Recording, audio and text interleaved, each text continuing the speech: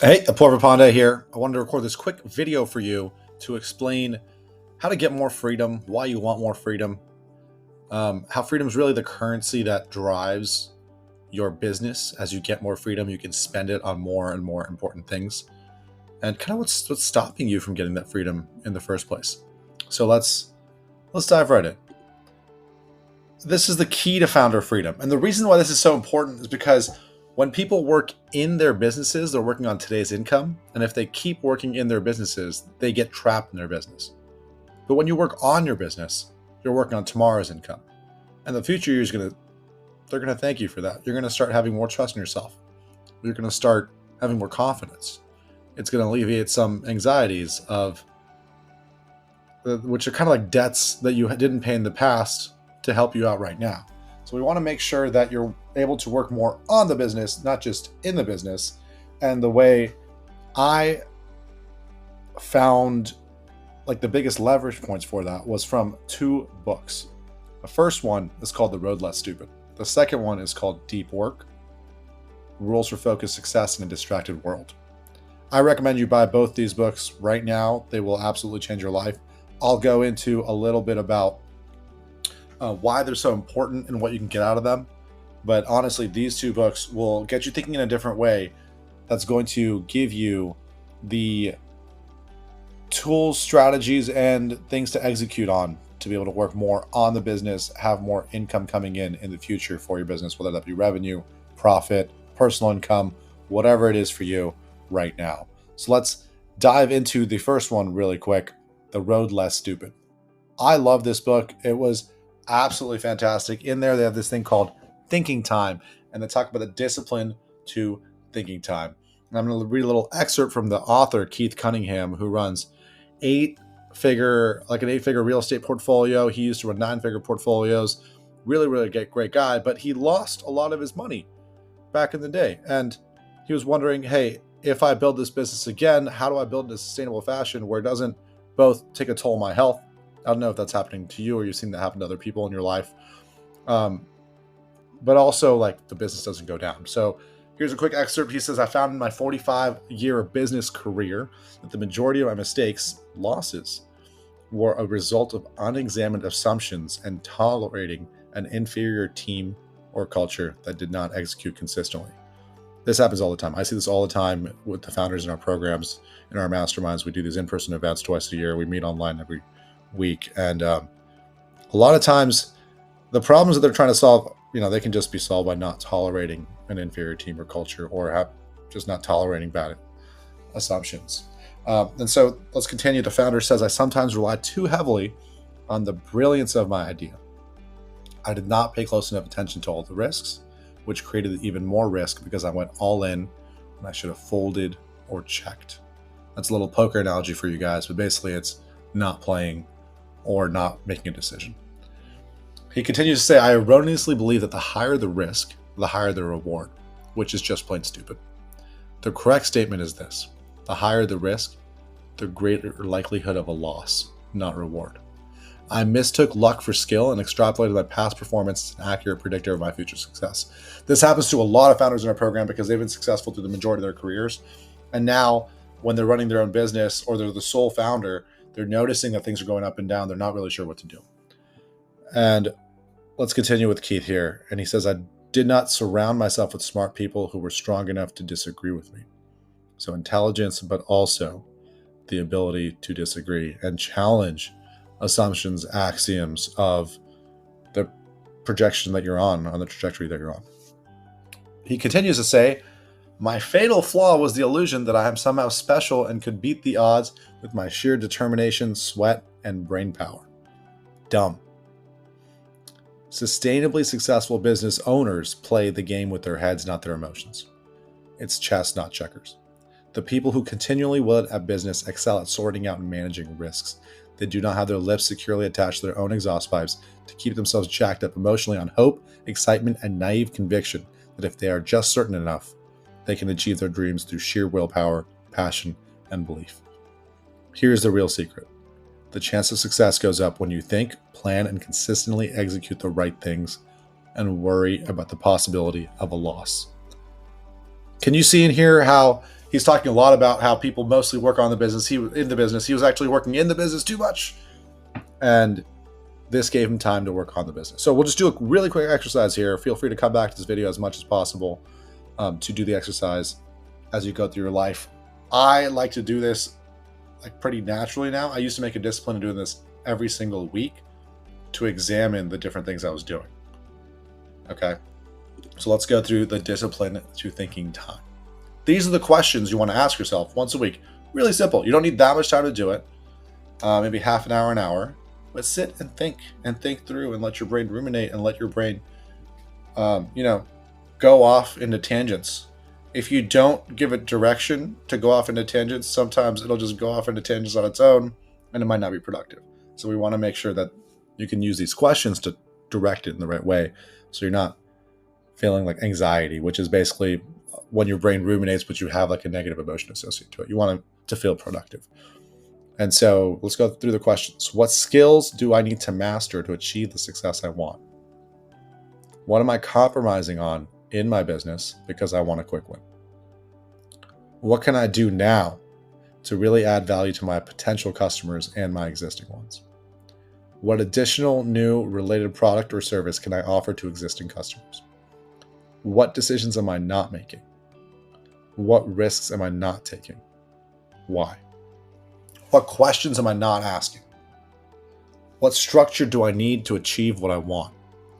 What are the biggest areas of my business that I can streamline? What are the blockers, choke points in my business, and how can I remove them? What new tools can I introduce that will either improve my service to my customers or my business operations? And what change in approach can I take that would massively improve my service to customers? This is stuff that a lot of us will naturally land on some of these throughout the day, week, month, year. But if you don't have a structured process to approach this, then you might be not able to grow because of just some assumptions or something that's just not thought through, some blind spots that, happen regardless of how great of a vehicle or business you're driving. These blind spots do occur. So you want to make sure you're checking your blind spots consistently. And it's been a massive lever point for a lot of the founders of the program. We've seen people go from like 100K to 12 million a year within a year when they start looking at their blind spots. So there's a lot of money being left on the table for people that aren't doing this. If you're not doing this, if you don't have a practice to assess how you're thinking, what your plans are on a consistent basis, you will have less freedom. You'll work more in the business. You might have more anxiety or get a little depressed or just have ups and downs. And people think that's totally normal for an entrepreneur. And it's totally normal for most entrepreneurs, not the best. The best have a plan. The best think through their plans. The best execute and think through what they're executing on. Make sure that you do it too. And so just really quick, let's just take it back to you on a scale of 1 to 10. Like, how great do you think your thinking process is right now, and your discipline to having a thinking process is? 1 being like, I never think at all and I just kind of go with the flow and go. And 10 being, I do it every single day consistently. Okay. Just think about where you're at. Think about where you want to get to between a 1 to 10 stance. And, I highly recommend this process because it has just changed so many lives. It has stopped a lot of founders from trapping themselves within the business, from trapping themselves in things they think they have to do, they don't necessarily need to do. And so they lose their freedom and they're not able to grow and really make the impact that they wanted to when they started out this business. That can slip into their team, that can slip into the lowest levels of the organization. Then you just find more dumb things happening consistently, people believing in assumptions versus truths, and that kind of spreads into your business and that kind of becomes your life. And so the more you do something like this, the more it'll change the way you not just operate, but how you feel about what you're operating on. A lot more consistency, certainty, predictability in your life and business. So that's the discipline to thinking time. Let's move on to deep work. Deep work it really changed the way people looked at productivity in general. What most people don't realize is you can't be productive if you have really interruptive patterns. And you need to manage your interruptive patterns based on how your life is. And so one method of productivity is not going to work for everybody. You really have to find what works for you and maybe switch in and out of a couple different methods of productivity. And so one big thing that the book outlines is that it takes 3 hours of non-interruption. So you can't be interrupted for 3 hours, not by your phone, not by your text, not by people around you. And if that happens, you'll get into the state of productivity that is just pure go. Okay, you will flow. You'll be at like the well of inspiration where words are just flowing and things are getting done. You don't have to think about it. You're just actively letting it come out onto the page or whatever you're working on at the time. We want to get you there consistently. A lot of people fight it. A lot of people just fight for an hour, 2 hours until a third hour hits. And sometimes when it doesn't hit after the first hour or two, they get a little discouraged and they'll go distract themselves with something, maybe a cup of coffee, maybe they'll talk to someone, maybe they'll go for a walk. Like they'll wonder, why am I not getting into this highly productive state? Because that's who they are, right? But a lot of times it's just little things that interrupt you, that take over your focus. Maybe your focus isn't being directed in the right way at that time. So really allowing yourself to naturally get into that state is huge. What else is huge is the 4 different types of deep work that he outlines.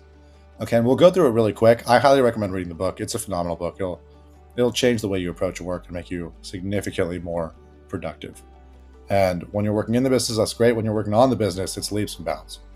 You can go from, being a solopreneur to being a big team manager, to having a team of teams, to having a business of businesses like me and a lot of the other people in our programs do.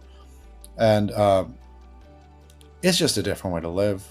You'll just be so much happier, so much looser, so much freer, so much more often. And a lot of people feel like that's not the right thing to do.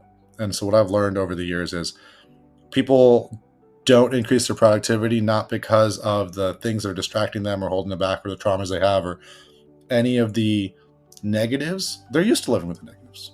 Like their day-to-day is usually the negatives. The day-to-day is usually ups and downs. What they're not used to is having that freedom and that flow and that happiness and that productivity in their lives at all times.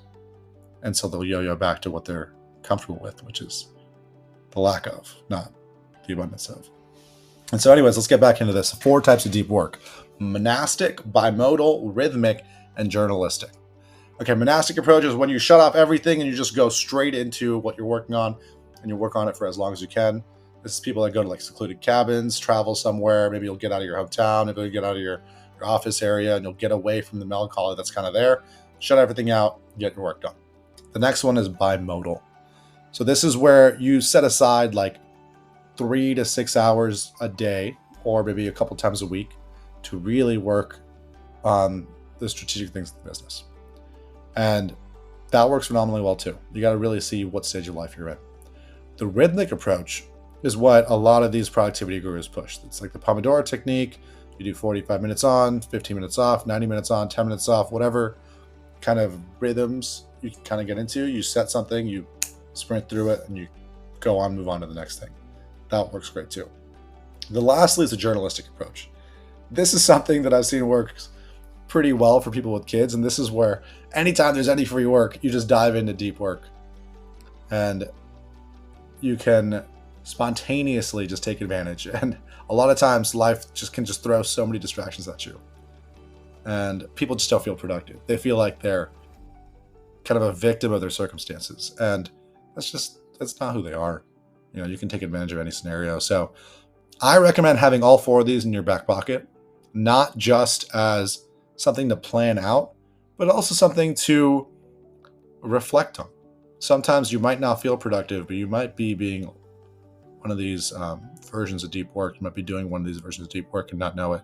And so you can be a little more compassionate towards yourself, maybe someone on your team, maybe someone in your family, where it looks like they're not working. It looks like they're not productive in the quote unquote way that is promoted by society, but there's different ways to really get into that deep sense of self, sense of flow, sense of just going and having that energy, excitement, ambition that you have for life when you're working on what you love working on. And so bring it all back. I highly recommend reading these two books to get the discipline of thinking time, to have deep work in your life so you can work more on the business, not just in the business, and have more freedom inside of your life so that way you can spend it on the things that matter to you, whether that's the love section in your life, whether that's, achieving something in your life, whether that's growing more, contributing more. Use these tools if you get a chance to change the way you live a little bit. That's what I got. If you have any comments, questions, anything, drop them in the comments below. And I look forward to seeing you in the next video. Cheers.